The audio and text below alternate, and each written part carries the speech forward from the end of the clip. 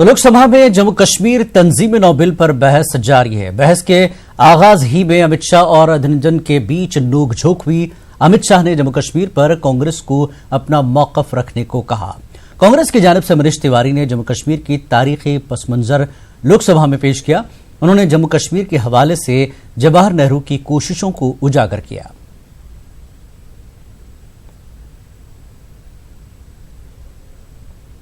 तक 70 के दशक तक लगभग ये राय बन चुकी थी कि अनुच्छेद 370 को जाना चाहिए। उसके बाद वेस्टेड इंटरेस्ट डेवलप हो गए, अगली पीढ़ी आई राजनीति, वो जकड़ के बैठ गए 370 को, क्योंकि सांसद में भी बनने का अवसर मिल जाता था, विधायक बनने का अवसर मिल जाता था, सरकारें बनाते थे। और हमें कहा जा रहा है कि आपने प्रजातांत्रिक असूलों का हनन करके, उल्लंघन करके ये बिल लाया है। तो आप मुझे बताइए कि आपने क्या किया। 1953 में आपने शेख अब्दुल्ला को चलाया, तब तक 53 में आपने उठा करके कोडे कनाल भेज दिया। यह आपका प्रजातंत्र के प्रति मान्यता है। 1983 में आपने फारूक अब्दुल्ला साहब, जिनकी चिंता बालूजी कर रहे और ठीक कर रहे थे, हमारे सीनियर सदस्य, उनको मुख्यमंत्री बनाया। फिर कुछ ही समय के बाद उनका तख्ता पलट करके उन्हीं की पार्टी के लोगों को बीच में से डिफेक्ट करवा के आपने उन्हीं के बहनोई को मुख्यमंत्री बनाया। यह आपका प्रजातंत्र के प्रति आस्था है। और फिर 1987 में जिस प्रकार की रिगिंग हुई है, जब इन दोनों दलों ने सरकार चला रहे थे, उसका यह खमियाजा भुगत जा रहा है कि आज तक एक आतंकवाद का लंबा दौर वहां पर चलता रहा। अब नेशनल कॉन्फ्रेंस की बात की गई। 1953 तक वो भारत के साथ थे। माननीय सदस्य बैठे हैं, you can correct me on record. 1953 के बाद जब आप कोडे कनाल पहुंचे तो वहां की ठंडी आबो हवा में एक नई ज्ञान वृद्धि हुई। आपने प्लेबिसाइड की बात शुरू की, रेफरेंडम हो, जनमानस की राय जानी जाए। रातों रात आपकी प्रतिबद्धता तो अपने अवाम के प्रति भी नहीं है, आप कश्मीर के लोगों के प्रति भी नहीं है। फिर 20-22 वर्ष का यह वनवास गुजरा। 1975 में इंदिरा जी ने आपको पुनः मुख्यमंत्री की गद्दी पर बिठाया। आपने प्लेबिसाइड फ्रंट को डिसॉल्व कर दिया। And in order to justify your U-turn, no, I'm not yielding. In order, you can respond later, Shashi ji. In order to justify this U-turn, this is all on record. A committee was constituted, headed by the then Finance Minister of the state called Devidas Thakur, जिसने ये report दी कि भारत के संविधान के जितने भी प्रावधान जम्मू कश्मीर में लागू हुए हैं, बावजूद 370 के, वो देश हित में है, प्रदेश हित में है। This is what Sheikh Abdullah accepted. 370 के बावजूद जहां आपको सुविधा थी आपने प्रावधान लाए, जहां नहीं थी वहां आपने नहीं लाए। अब कहा जाता है साहब 35A का क्या किया आपने, 370 का क्या किया आपने, पूछा किसको नहीं। उस बात पर मैं आऊंगा 2 क्षण के बाद। पहले ये मुझे बताइए कि आपकी प्रतिबद्धता, कमिटमेंट क्या है 35A और 370 के प्रति। 1975 में जब इंदिरा जी ने इमरजेंसी लगाई तो एक काला कानून है जिसको इतिहास भरे मन से अभी भी स्मरण करता है, कॉन्स्टिट्यूशन अमेंडमेंट 42-43, जिसके तहत विधानसभाओं की अवधि काल 5 वर्ष से 6 वर्ष किया गया। शायद उनको, इंदिरा जी को उस समय लगता था कि अभी अनुकूल वातावरण नहीं है चुनाव कराने के लिए। शेख अब्दुल्ला मुख्यमंत्री से तुरंत उसको अपना लिया, तब 370 नहीं दिखा। 3 वर्ष के बाद मुरारजी भाई ने उसे रिवर्स किया 45-46 में। सारे प्रदेशों की विधानसभाओं का कार्यकाल 6 वर्ष से घट के 5 वर्ष कर दिया गया। आपका वैसे का वैसा रहा। उस समय आपने आड़ ले ली 370। You have misuse 370 for your political benefit and you have been disloyal. You have been disloyal to 370, you have been disloyal to your own people. अब बताइए 35A, बहुत पुरानी बात नहीं, पिछले वर्ष की बात है। पंचायत का चुनाव होता है, आपने बहिष्कार किया। And it's on record publicly. आपने कहा we are not contesting panchayat election till the issue of 335 capital A is resolve. चलिए मान लिया, वो आपका दृष्टिकोण है, आपको मुबारक है, आपकी आस्था, आपकी प्रतिबद्धता की हम इज्जत करते हैं। फिर ऐसा क्या हुआ कि 3 महीने के बाद ही आप लोकसभा के चुनाव में आ गए? तब 35 से भूल गए? बिकॉज आपको लगा कि 8-10% वोट बैंक होगा और यहां हम बैठकर आ जाएंगे, बालू जी के साथ बैठ जाएंगे। और ये 8-10% वोटर टर्नआउट की जो संस्कृति पिछले 30-40 वर्ष से पनपी है घाटी में, इसी ने सबसे ज्यादा नुकसान किया और यही आज इस विधेयक का विरोध भी कर रहे हैं। वो पार्टी जो ऑटोनॉमी की बात करती है वो पंचायत के लिए ऑटोनॉमी में विश्वास नहीं रखती, इसलिए पंचायत की इलेक्शन का बहिष्कार किया। इसलिए 73-74 अमेंडमेंट जो राजीव गांधी जी लाए थे और बहुत बढ़िया कानून था, उसको एक्सटेंड नहीं किया। Autonomy then for whom? For the family, for the dynasty. और इसलिए अब कहा, एक बात अभी आई, बालू जी हमारे बड़े सीनियर है, उन्होंने भी कही, कुछ और मित्रों ने भी, कि बातचीत नहीं हुई, स्टेक होल्डर से बात नहीं हुई। मैं बड़ी ज्यादा हैरत में पड़ जाता हूं कि कौन है वो stake holder? Is this parliament not a stake holder? We are all stake holders as long as Kashmir is a part of India. Each of the 130 crore citizens of India is a stakeholder. And we sitting in this house represent 130 crore people of India. हमसे ज्यादा stake holder और कौन है? आपकी मानसिकता में 3 नाम घुसे हैं कुछ, वो 3 नाम है, वो 3 छवियां, उनसे बात हो तो वो स्टेक होल्डर। भारत का प्रत्येक नागरिक, क्योंकि कश्मीर यदि हमारा है तो हम स्टेक होल्डर है। यही नहीं, कश्मीर में रहने वाला कश्मीरी पंडित जिसको खदेड़ के निकाल दिया गया रातों रात अपना चूल्हा अपनी रसोई छोड़ करके, वो भी स्टेक होल्डर है। वहां का सिख भी स्टेक होल्डर है। पश्चिम पाकिस्तान से आए हुए शरणार्थी स्टेक होल्डर है। आज तक उन्हें नागरिकता नहीं दी गई। मुझे नहीं लगता विश्व में इस प्रकार का उदाहरण है। इसी देश में 2 प्रधानमंत्री हुए जो पश्चिम पाकिस्तान से शरणार्थी बनकर के आए थे, माननीय डॉक्टर मनमोहन सिंह जी, माननीय इंद्र कुमार गुजराल जी। लेकिन जिन्होंने शरण जम्मू कश्मीर में ली, उन्हें आज तक नागरिकता का अधिकार नहीं दिया गया। Are they not the stakeholders? और फिर कहा गया ये bill it has been brought in hurry. ये आरोप कल भी लगाया गया, आज भी, कि बहुत जल्दी जल्दी लाया जा रहा है, बहुत जल्दी जल्दी लाया जा रहा है, ऐसा किया गया। अब मुझे आप बताइए, ठहरिए, मैं कानून का विद्वान नहीं, लेकिन थोड़ा बहुत पढ़ा आपसे। हमने वो तो नहीं किया कि रात को राष्ट्रपति को जगा करके इमरजेंसी के दस्तावेज पे दस्तखत करवाए।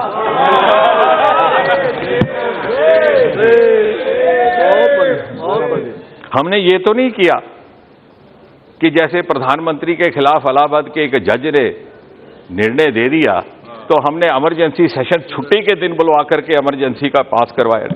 ऐसा तो नहीं किया। तो इतना बेरहम तो ना हुई है। वो शनिवार का दिन था, हमने किसी की छुट्टी कैंसिल नहीं की। हम पे आरोप लगाया जा रहा है पॉट कॉलिंग दी केटल ब्लैक। हमने तो सोमवार को किया, वर्किंग डे। अब 17 मुख्यमंत्री को बुलवा लिया और 17 मुख्यमंत्रियों को दिल्ली बुलवाया हस्ताक्षर करने के लिए। हमने ऐसा घोर अन्याय नहीं किया, अत्याचार नहीं किया। और अब फिर कहा गया कि साहब ये स्टेट असेंबली से क्यों नहीं गया। मुझे लगता है कि माननीय गृह मंत्री जी ने इस बात का स्पष्टीकरण दे दिया कि जहां पर भी राष्ट्रपति शासन होता है ऐसे ही होता है। इसका उत्तर आंध्रा के हमारे मित्रों ने दे दिया। मैं नहीं चाहता कि फिर से आपके ऊपर वो नजला गिरे, वो बात कर चुके हैं, क्योंकि आंध्रा और तेलंगाना के विषय में बात आ गई। अब वहां राष्ट्रपति शासन भी नहीं था। अब बात आ गई एलिनेशन की। अब बात आ गई अध्यक्ष महोदय, अब बस 5-7 मिनट। अध्यक्ष महोदय, वो आपको आंध्रा के मित्र बताएंगे, गलत था कि सही, वो आंध्रा के मित्र बताएंगे। आप बता दीजिए। नंबर है आपके पीछे ही उत्तर है। मंत्री जी के बाद वही है आंध्र का। मंत्री जी के बाद उन्हीं का नंबर है, आपको जल्दी जवाब मिल जाएगा। क्योंकि इनका उत्तर आपका उत्तर आप ही की बेंचेस से आ रहा है, इसलिए आपका उत्तर आप ही के बेंचेस से आ रहा है, मुझे इसका देने की आवश्यकता नहीं।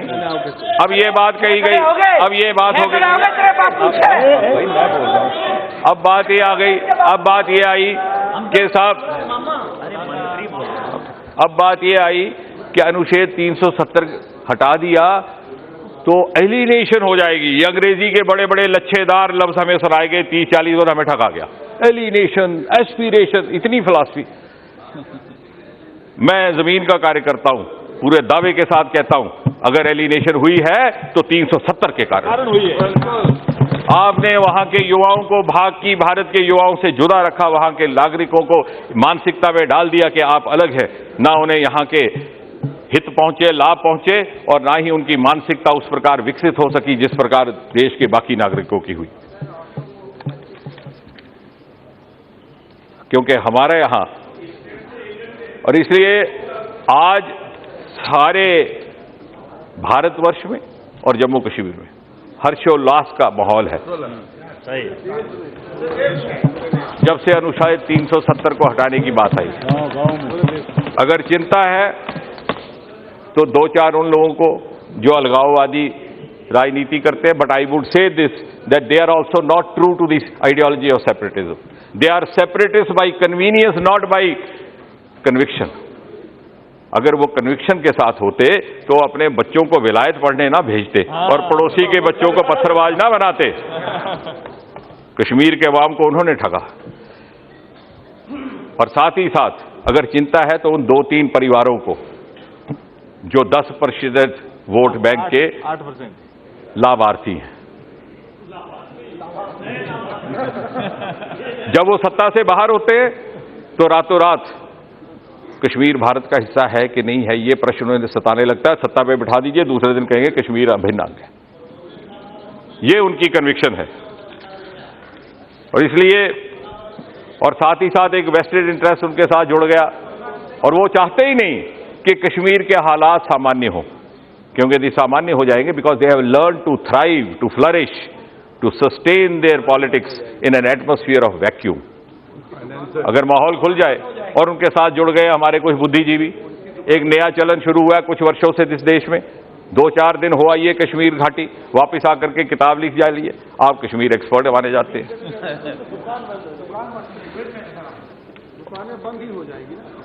और अगर एलिनेशन का कोई समाधान है तो इसी में है कि 370 को हटाया जाए।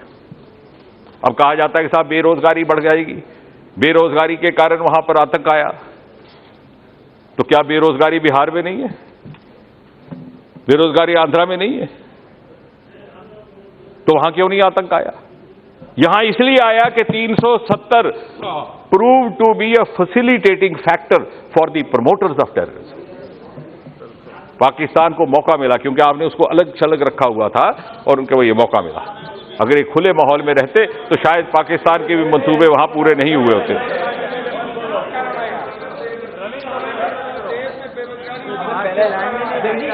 और इसलिए जो कश्मीर, मैं अपनी बात समाप्त करने से पहले मात्र इतना कहूंगा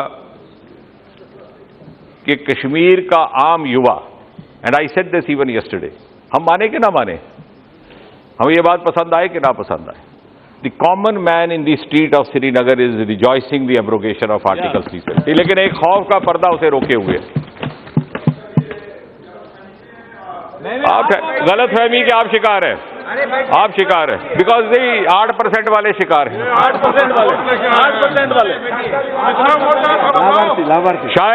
शायद किसी दिन this school of thought emerges in this country that we should have a minimum threshold to accept a member as a member of Lok Sabha. और तब तक हमें 8% और 10% वोटर टर्नआउट को बर्दाश्त करना पड़ेगा। I hope someday a school of thought emerges and suggests this, that we have a minimum threshold voter turnout to accept a member as a member of Lok Sabha. Correct.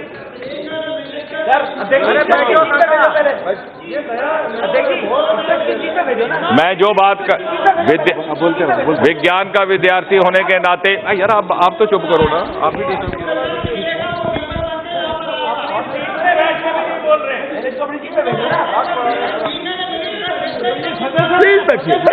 महोदय, अध्यक्ष महोदय, अध्यक्ष महोदय, अध्यक्ष महोदय, जो बात करूंगा प्रमाण सहित करूंगा। कश्मीर का युवा आज इतना एस्पिरेशनल है कि sometimes one tends to believe that he is more aspirational compared to his peers and counter parts in the other parts of country, and I am saying this with evidence. पिछले 4-5 सालों से हर साल civil services और IAS के इम्तिहान में, चूंकि मैं डीओपीटी के साथ संबंधित हूं, एक न एक टॉपर आतंक प्रभावित जिलों से होता है कश्मीर के। We are not wrong, but you want it to be wrong so that your politics of perversion can survive. 35-40 बच्चे हर साल आईआईटी जेईई के परीक्षा में उत्तीर्ण होकर के देश भर में आईआईटी में और इंजीनियरिंग कॉलेज में और एनआईटी में जा रहे हैं। 40 और 50 बच्चे हर वर्ष आतंक प्रभावित जिलों से नीट के इम्तिहान में उत्तीर्ण होकर के देश भर के मेडिकल कॉलेजेस में जा रहे हैं। आर्मी में भर्ती होने के लिए लंबी लाइन, और इनको चिंता है क्योंकि ये चाहते हैं कि सारा देश इसी झांसे में रहे कि हालात बहुत खराब है, हमारे बगैर गुजारा नहीं, हमें बिठा दीजिए। ये दो परिवार 40 साल तक ठगते रहे इस देश को और आज भी ठगने का प्रयास कर रहे हैं, but their time is up now, their time is up. कि हमारे बगैर कोई गुजारा नहीं, बहुत हाल है। मैं I am giving you the evidence, giving you the figures, giving you the statistics of the number of youth who have emerged from the most terror-effective districts of Kashmir and done better for themselves compared to their peers in other parts of India. And therefore, to conclude, I would just say that we are a part of a global world. And India today, Meghwal ji का आदेश है कि इस बार शेर नहीं आया, तो मैं मात्र इतना कहूंगा कि we are part of a global world and India has already become an intrinsic part of this global world. And we have no right, absolutely no right to deprive the citizens of Jammu and Kashmir to be a beneficiary of this global culture which is developing.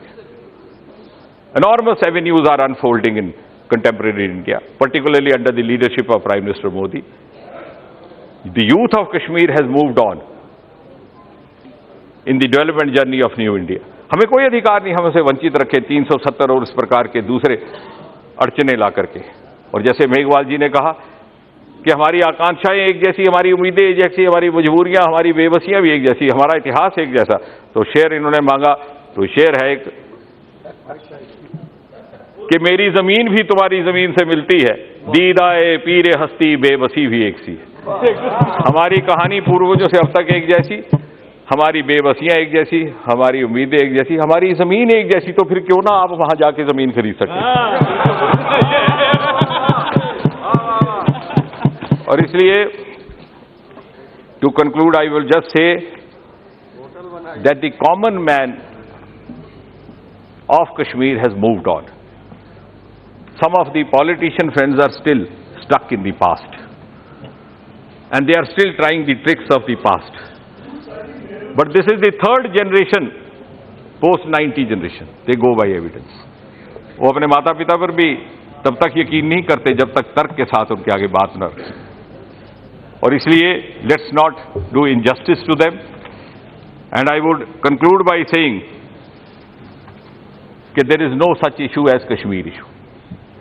ये बार बार कह करके मुद्दा मुद्दा मुद्दा हम उन लोगों को हथियार देते हैं नैरेटिव बनाने का जो चाहते हैं कि मुद्दा बना रहे ताकि उनकी राजनीति चले, बुद्धिजीवियों का बुद्धिजीवी चले. If at all there is an issue, and this is what was stated by the Congress government and we supported it, only issue is POJK, how to retrieve back पाक अधिकृत जम्मू कश्मीर. वही एक विषय है.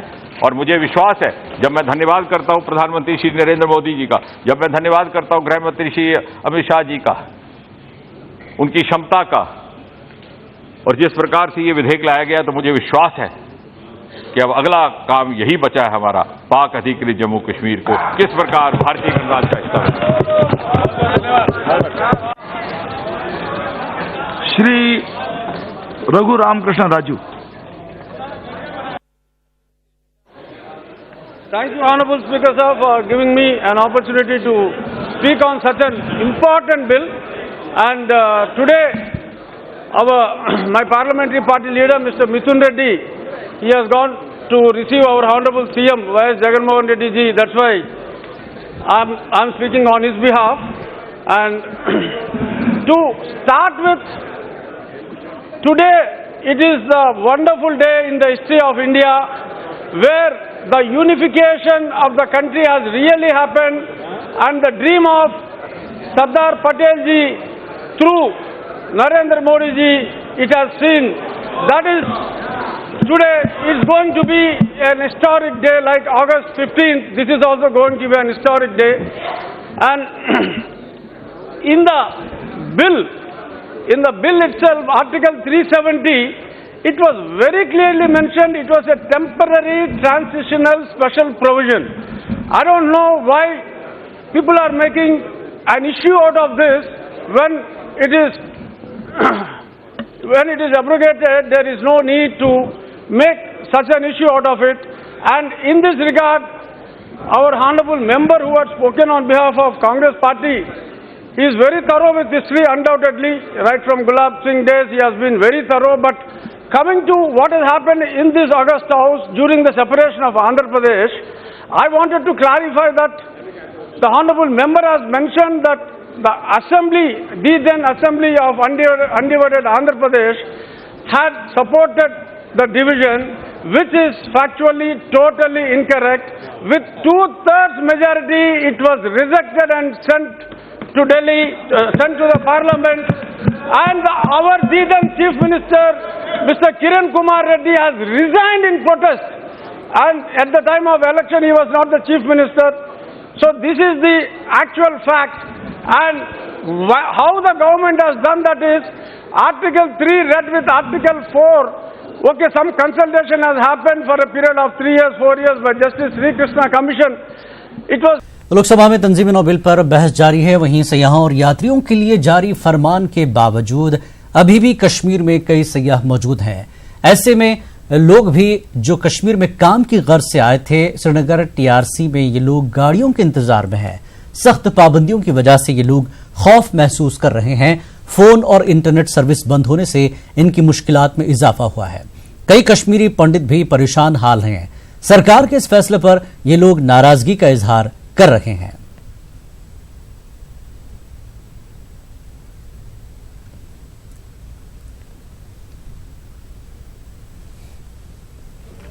The worst thing for me is that my mobile is not working with the card of India, so I cannot advise home that I am well.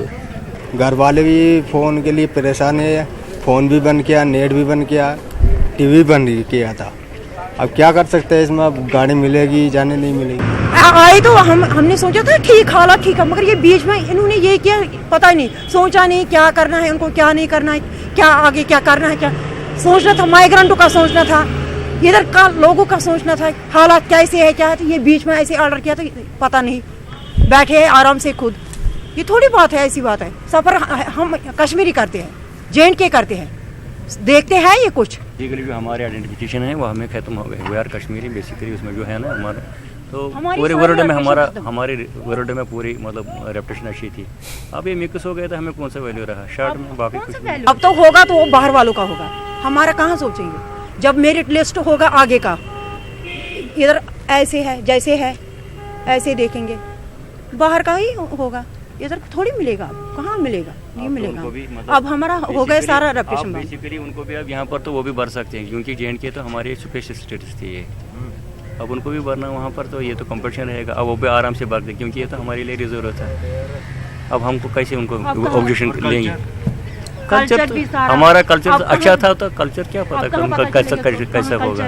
इस वक्त हम श्रीनगर के टीआरसी पे है और यहाँ पे आप देख सकते हैं कि यहाँ पे दरमानदा मुसाफिरीन है, जो लोग यहाँ पे काम करने के लिए आए थे। अब यहाँ पे जो हालात बन रहे हैं उसे देखते हुए यहाँ से जल्द अज जल्द निकलना चाह रहे हैं। और यहाँ पे अब कर्फ्यू लगा हुआ है और उनका ये भी कहना है कि अब जब हालात ख़राब हुए तो उनको काम भी यहाँ पे नहीं मिलेगा, इसलिए अब वो यहाँ से जल्द अज जल्द निकलना चाह रहे हैं। और वहीं सरकार से भी ये अपील कर रहे हैं कि उनके जाने का भी इंतज़ाम किया जाए। शबीर शाह के साथ सनम तसद्दुक, न्यूज़ 18 उर्दू, श्रीनगर। और लद्दाख को मरकज का ज़ेर इख्तिदार इलाका बनाने के फैसले पर लेह में जश्न मनाया जा रहा है। बीजेपी के कई कारकुनों और दीगर अफराद ने सड़कों पर निकलकर खुशियां मनाई और आपस में मिठाइयां तकसीम की। कई लोग रक्स करते भी नजर आए। लद्दाख के साबिक रुकन पार्लियामेंट सत्संग टाउन LBA के सदर PT कंजर्न मर्चेंट एसोसिएशन के सदर हाजी रियाज, कांग्रेस कमेटी लेह के सदर और दीगर अफराद ने न्यूज 18 से बात करते हुए लद्दाख को यूटी बनाने का खैर मकदम किया।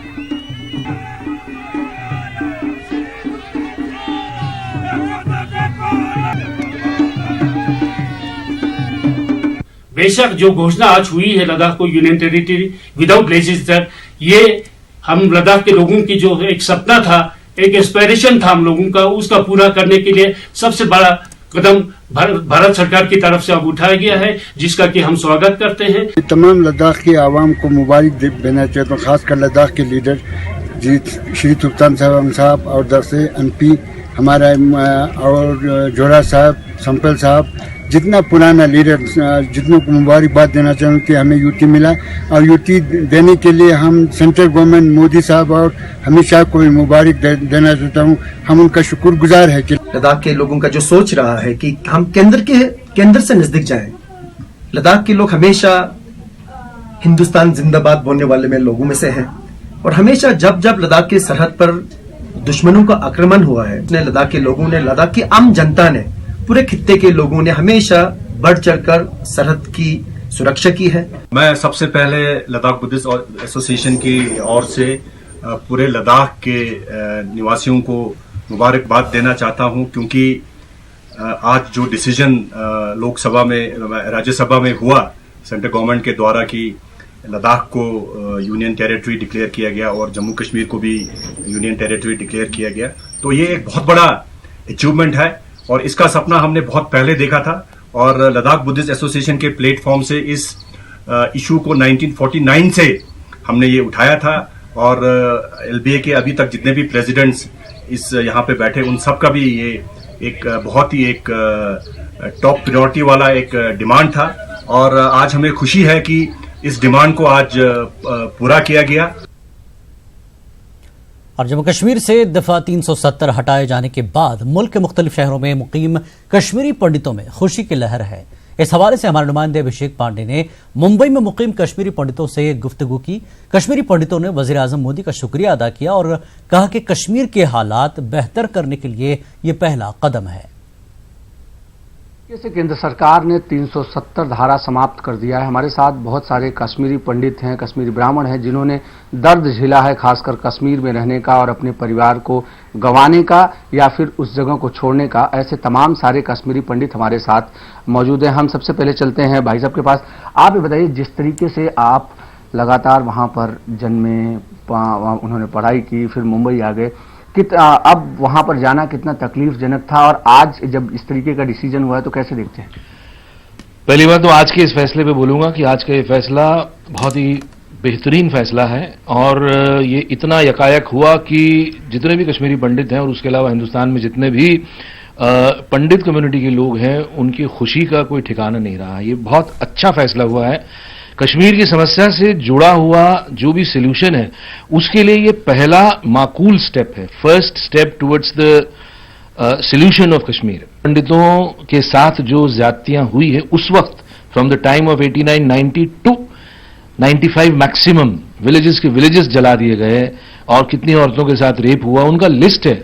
अगर आप किसी भी कश्मीरी समुदाय से जुड़ेंगे तो उनकी जो मैगजीन्स निकलती हैं हर महीने ऐसे मार्टायर्स की, ऐसे शहीदों की लिस्ट है और बहुत बड़ी लिस्ट है। एक एक आदमी को सम्मान दिया जाता है, एक एक स्त्री का नाम सम्मान से लिया जाता है। ये कुर्बानियां जो हुई हैं इसका कहीं कोई लेखा जोखा नहीं है और यही वजह है कि आज जो ये बड़ा फैसला हुआ है 370 को हटाने का, ये कश्मीरी पंडितों के लिए एक बहुत बड़ी अचीवमेंट है और एक मॉरल विक्ट्री है। ये एक इमोशनल विक्ट्री है, मॉरल विक्ट्री है।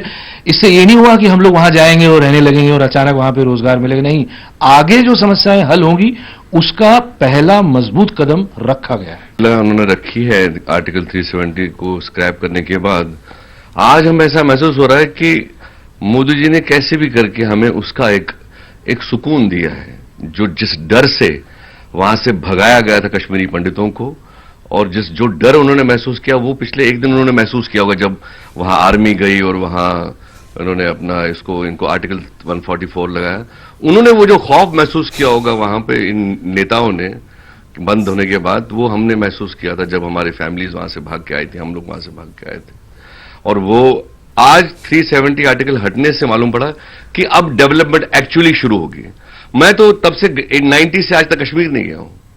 आप वो दर्द महसूस कर सकते, मेरा महसूस कर सकते हैं कि मैं 1990 से आज तक कश्मीर श्रीनगर मैंने कदम नहीं रखा है। मैं मोदी जी का दिल से धन्यवाद देता हूं। ऐसा हम सब आज के तारीख जो है हमारे कश्मीरियों के लिए, पूरे इंडिया के लिए सुनहरा दिन है। जो मोदी जी ने ये किया है, इसके लिए हम उसका एहसान उनका कभी नहीं भूल सकते हैं।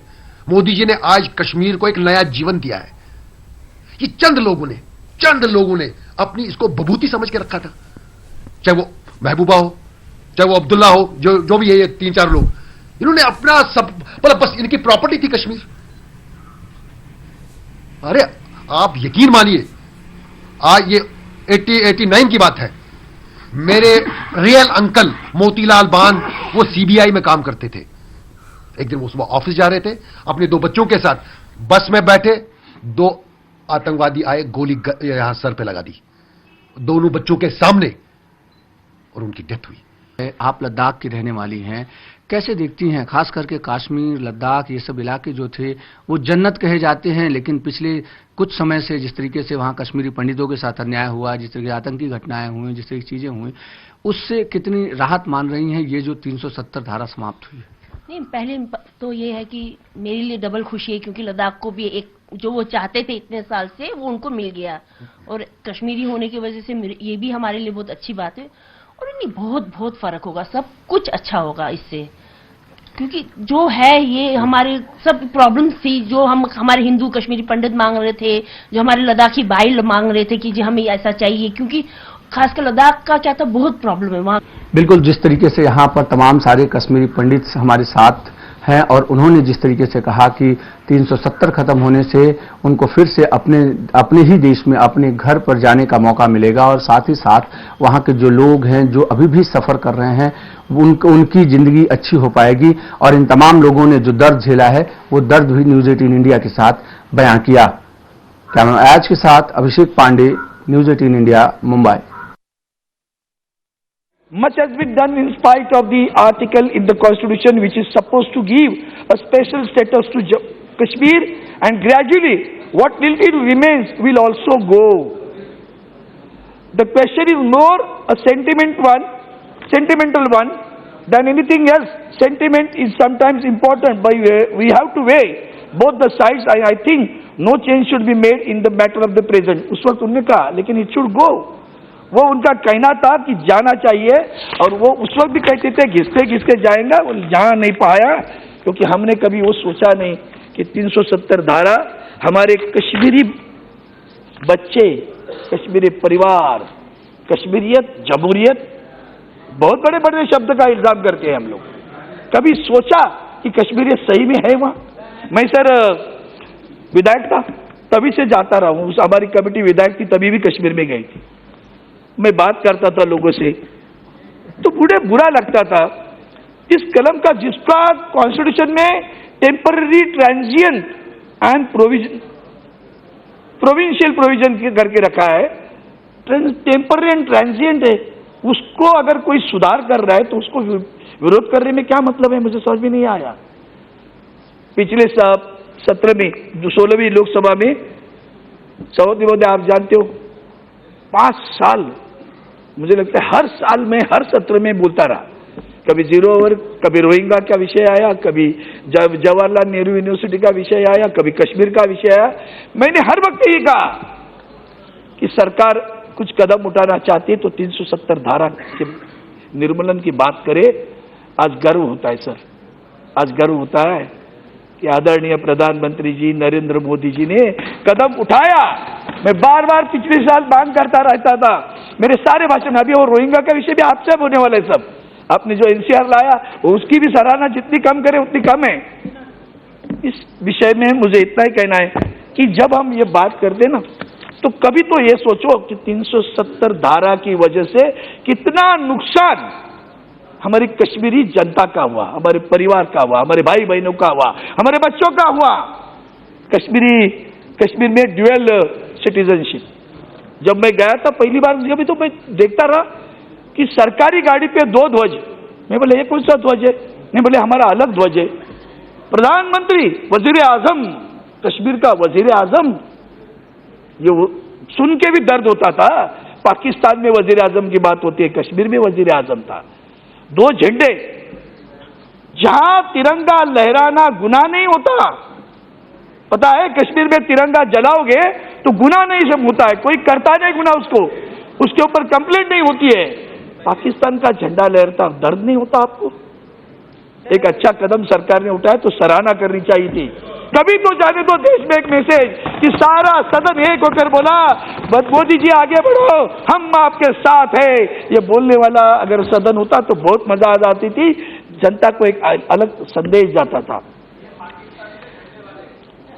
उसका अलग ही झंडा है। लेजिस्लेटिव असेंबली की हमारी टर्म कितनी है? 5 बरस।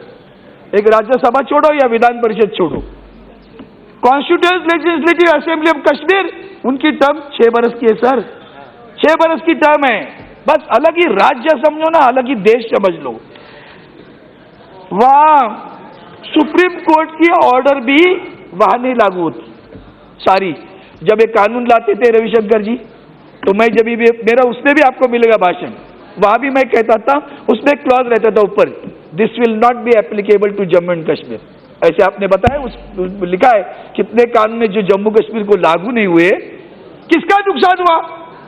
देश का नुकसान हुआ, देश की जनता का नुकसान हुआ। नुकसान हुआ तो मेरे कश्मीरी भाई बहनों का नुकसान हुआ कि हम हमारा जो कानून है वह लागू नहीं कर सकते। बुरा नहीं लगता आपको? शिक्षा में, स्वास्थ्य में, हर जगह हो, उनका नुकसान होता रहा। कश्मीरी हमारी कितना करता हूं सर, कितना बुरा लगता है। एक अगर कश्मीरी युवती देश के, हिंदुस्तान के किसी अन्य नागरिक से, अन्य राज्य के नागरिक से शादी करे तो उसको उसकी नागरिकता नहीं मिलती, लेकिन पाकिस्तान के लड़के से शादी करे तो उसको नागरिकता मिलती है।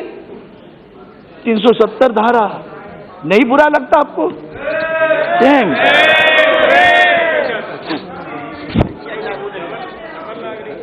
हाँ, आरटीआई, अपना आरटीआई है, राइट टू इंफॉर्मेशन, लागू नहीं है। राइट टू एजुकेशन लागू नहीं है। किसका शिक्षा में नुकसान कर रहे हैं हम लोग? आता हूं, शरीयत लॉ उनके महिलाओं के लिए लागू है, sharia law. No right to panchayat, वह राइट नहीं था पंचायत को। Minorities in Kashmir, Hindus and Sikhs do not get 16% reservation. ये तुम्हारा 370 धारा के कारण होता था। इंडियन इन अदर स्टेट, हम वहां की जमीन सारे लोगों ने बताया ना खरीद कर सकते ना। क्या हुआ? अगर वहां नहीं होता तो किसका? अगर वहां उद्योग आ जाता, कोई कारखाने आ जाते तो रोजगार निर्माण होता। कश्मीरी बच्चे हाथ में पत्थर नहीं लेते, कश्मीरी बच्चे अच्छे मार्ग पर जाते थे। इसलिए आज मैं आखिर में सिर्फ हमारे पूर्व प्रधानमंत्री माननीय चेयरमैन सर, ध्यान दो वीरेंद्र जी, ध्यान नहीं देना। अरे भैया, हाथी अपने चाल चल रहा है, किसके फूकने पे ध्यान दे रहे हो? हाथी अपने चाल चल रहा है, आगे बढ़ रहा है, चिंता न करो। आए तो साथ में, नहीं आए तो उनको रगड़ के आगे जाना है, अपने को करवाने उसको। तो इतनी बात करता हूं। आखिर में 2 पंक्तियां अटल बिहारी वाजपेयी जी ने इसके बारे में जो कही थी वो बहुत याद आती है, तुम बहुत याद आते हो। हमारा कश्मीर सर है, आज वो सरताज बना, आज वो हमारा सरताज बना है। इसलिए उनकी पंक्तियां पढ़ता हूं। जब तक गंगा में धार सिंधु में ज्वार, जब तक गंगा में धार सिंधु में ज्वार, अग्नि में जलन सूर्य में तपन शेष, स्वातंत्र समर की वेदी पर अर्पित होंगे अगणित जीवन यौवन अशेष। अमेरिका क्या संसार भले ही हो विरुद्ध, अमेरिका क्या संसार भले ही हो विरुद्ध, कश्मीर पर भारत का सर नहीं झुकेगा। कश्मीर पर भारत का सर नहीं झुकेगा। एक नहीं, दो नहीं, करो बीसों समझौते, एक स्वतंत्र भारत का निश्चय नहीं रुकेगा, नहीं रुकेगा, नहीं रुकेगा। इतना ही कहकर मैं अभिनंदन करता हूं, बहुत दिल से अभिनंदन करता हूं। शिवसेना आज आपके साथ इतनी मिलजुल गई, इतना आनंद हमारे उद्धव साहब को और परिवार को हुआ है, उसका शब्दों में वर्णन करना मेरे लिए बहुत छोटा हूं, नहीं जमता। मैं फिर से दोबारा दोनों का अभिनंदन करके मेरी वाणी को विराम देता हूं। धन्यवाद। जय Hind. Shri Rajiv Ranjan Singh.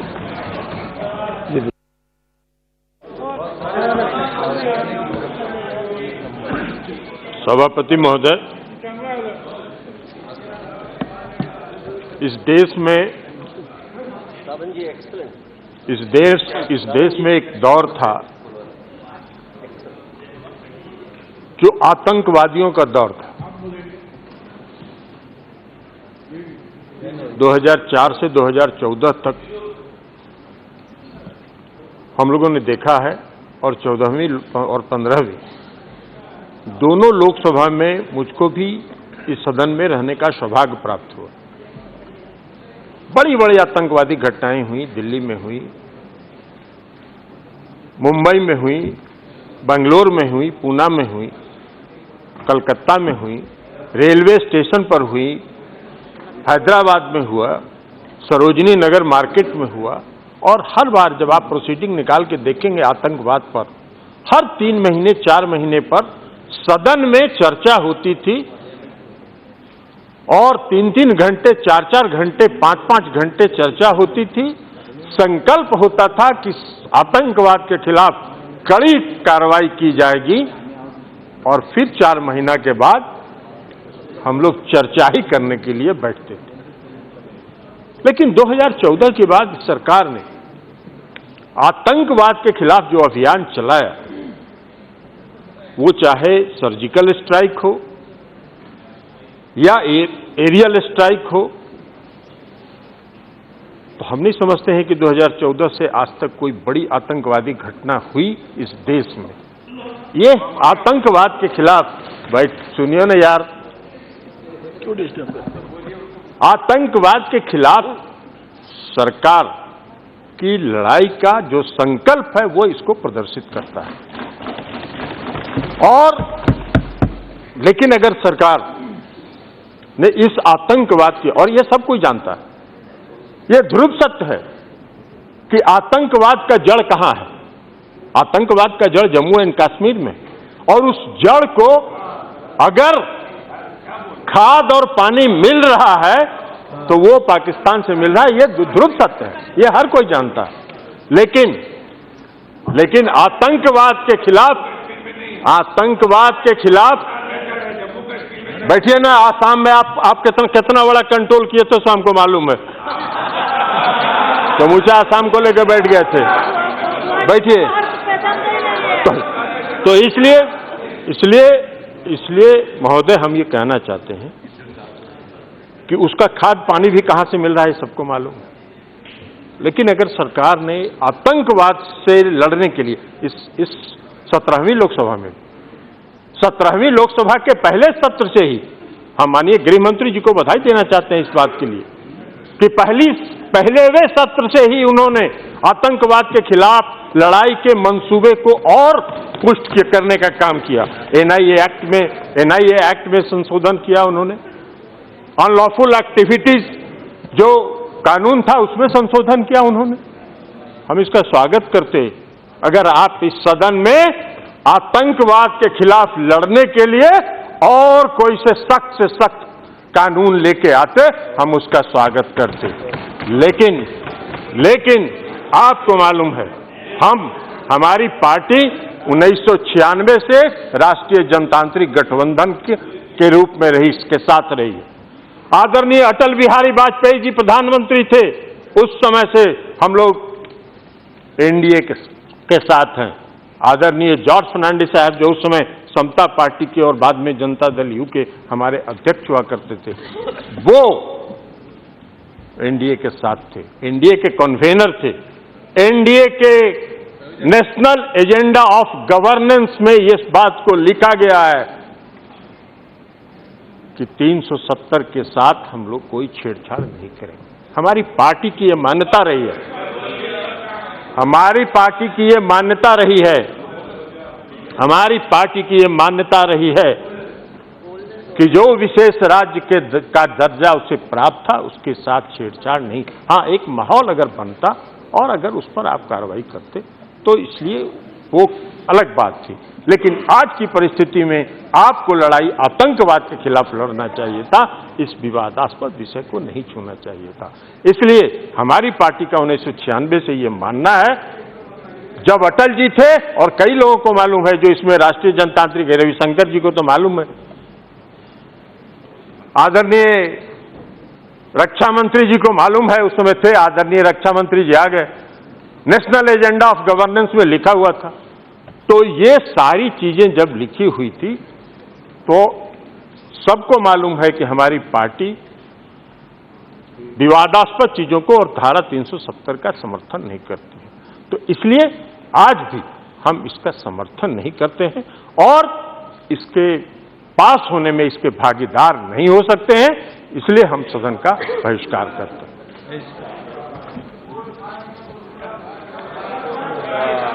Shri Pinaki Mishra ji.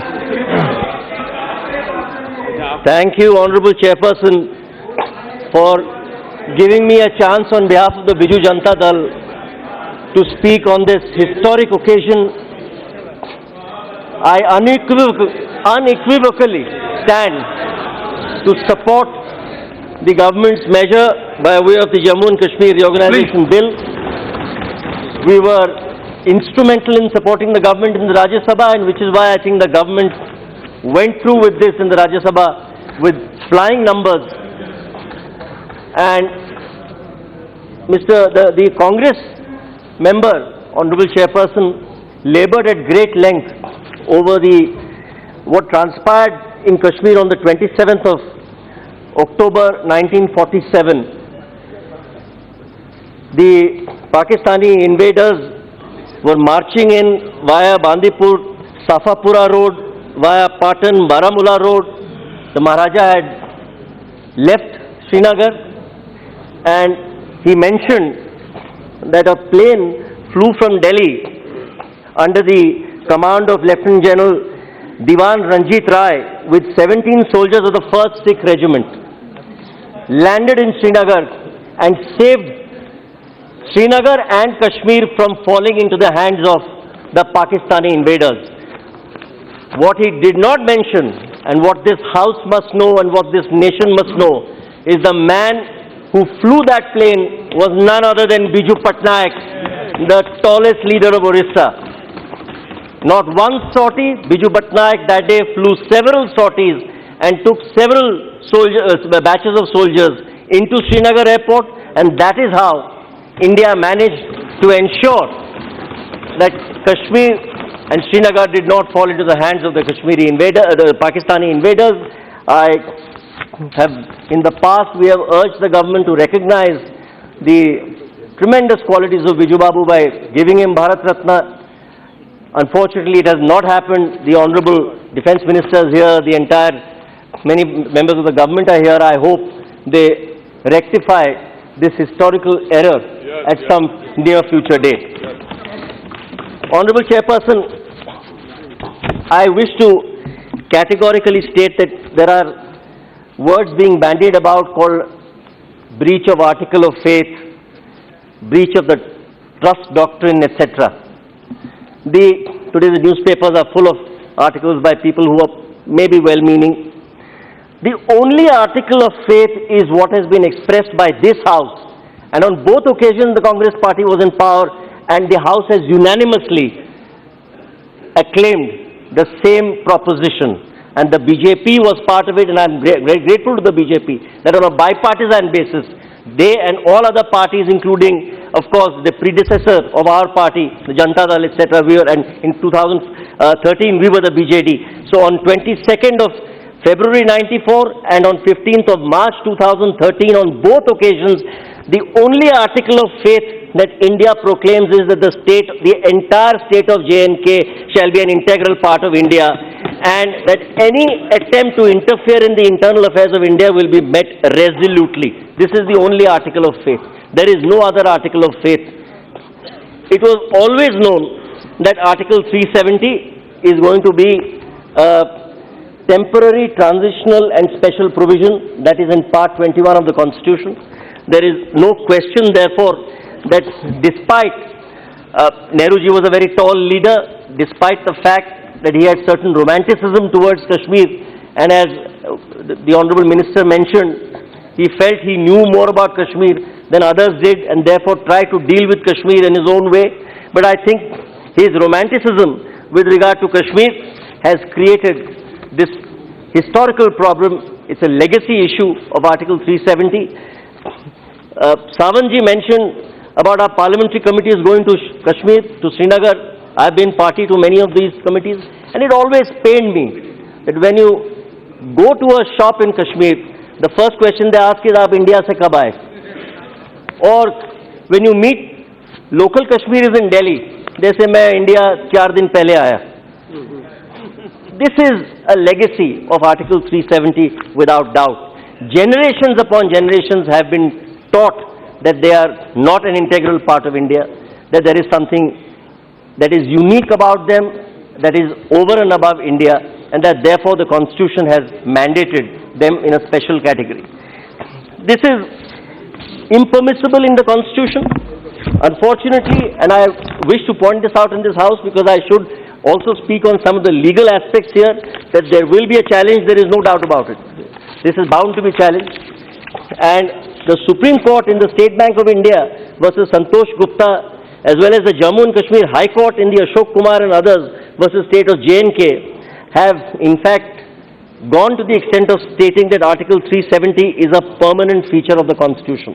So therefore, at some point in time, this will have to go to a Constitution bench of the Supreme Court, I have no doubt, and this position will have to be reversed, because there cannot be a position that Article 370 was ever intended to be permanent. It was always intended to be transitional and a transient phase.